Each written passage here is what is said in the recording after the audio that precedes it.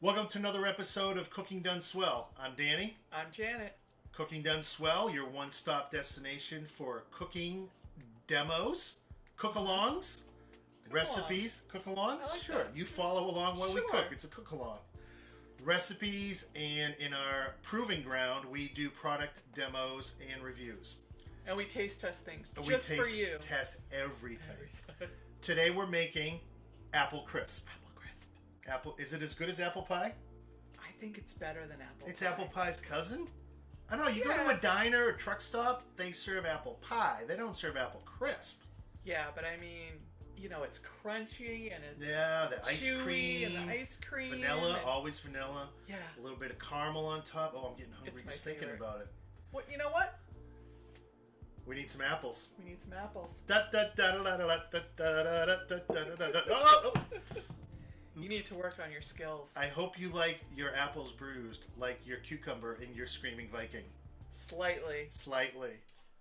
All right, let's talk about apple selection. For this dish, you're going to want something that breaks down a little bit. So Macintosh is great. I usually mix 50-50 Macintosh and Cortland. Macao works good. I've used Gala in a pinch, but basically anything that's a little bit softer, that's going to break down, that has some chunks in it. Let's take a look at the ingredients. We're going to gather up all the ingredients. Hey, wait a minute, you don't belong in there. That's got to violate some sort of health code laws or something. Grabbing everything, and then we're going to take it all, and we're going to line it up on a table, and we're going to pan across it and make it look really good. This is going to be all the things that you're going to need to make the filling for your apple crisp. Flour, sugar, salt, ginger, cinnamon, nutmeg, and apples. Ginger? Why would I put ginger in an apple crisp? Because ginger is delightful. If you like ginger even a little bit, a hint of it in there will make it taste fantastic. And if you are truly crazy about ginger, you can take some candied ginger, chop it up fine, and throw it in as well.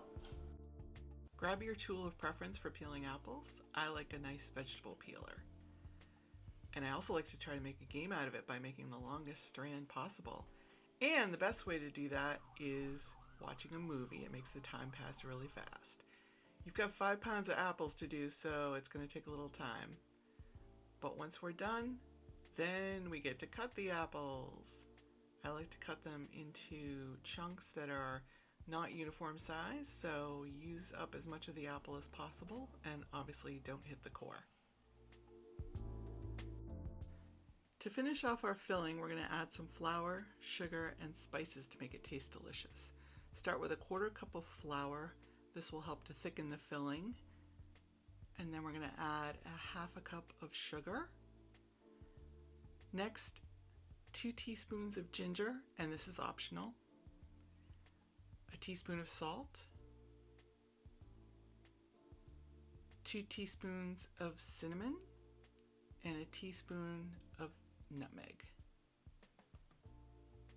Now you're going to take your spices and sweeteners and shower them over your apples.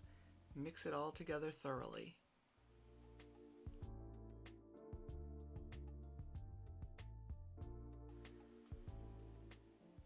We're going to take our thoroughly mixed apples and pour them into a 9x13 baking dish. You don't have to prepare the dish in any way, just pour them in. And you want to make them level, but don't press them in. You want to leave a lot of nice nooks and crannies for the topping to settle into. We're all set, but one of the most important things you want to do is taste them. Your apples might not be as sweet, you might like more cinnamon, so once you get it all mixed together, make sure you let it sit for a couple of minutes, and then taste it. But that's good. Let's make the topping. Here are the ingredients for the topping.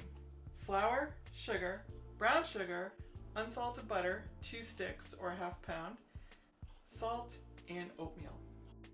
To start the topping, add 1 1/4 cups of flour to the mixing bowl of your mixer.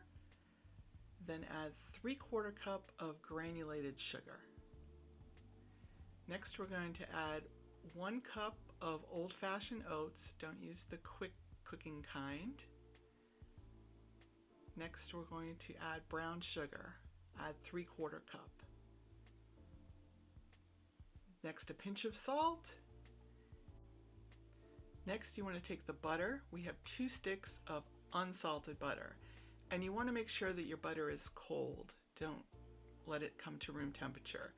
We're going to dice it up, and then we're going to add it slowly to the mixture because we want it to get incorporated into the topping.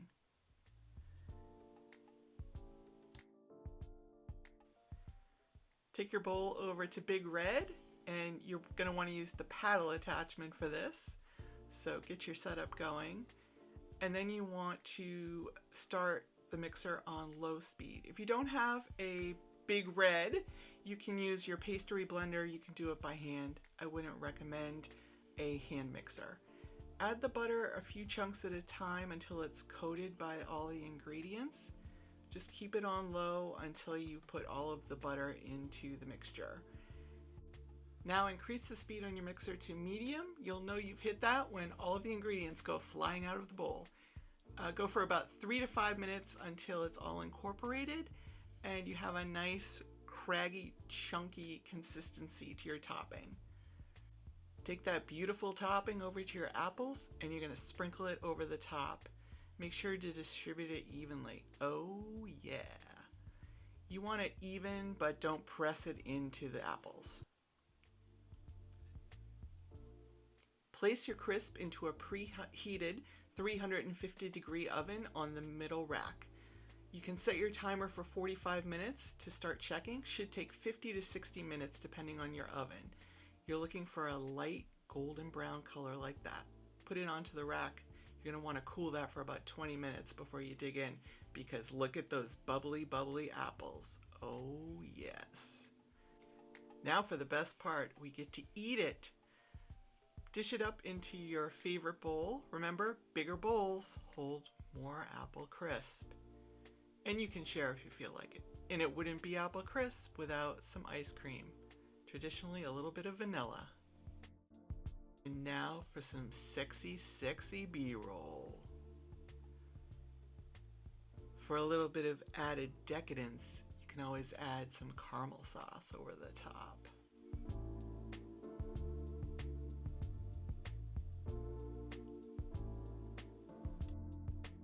I cannot wait to try this apple crisp. It is smelling. The kitchen smells phenomenal. You hear that? You probably can't hear it, but that crunch from the crisp, oh my god. You don't get that on apple pie. Oh, I'm doing my happy dance. Oh, that's good. That's so good. You know what it needs? What? Ginger. It's got it. Oh, wow.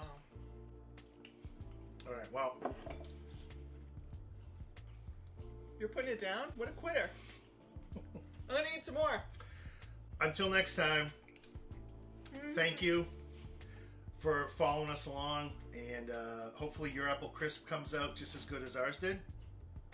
Leave the comments below, post a picture, let us know how yours came out when you make it. Please consider if you learned something from this video, if you enjoyed it, if you had a laugh, even if you're never going to make apple crisp in your life, you want to see the next thing we do, please hit that like button, hit that subscribe button, and hit the notification button as well. Thank you, and enjoy. Enjoy. I know, I'm going to. Because we are. Oh my god, it's so crunchy. It's so good. And now, 20 seconds of uninterrupted apple crisp nirvana.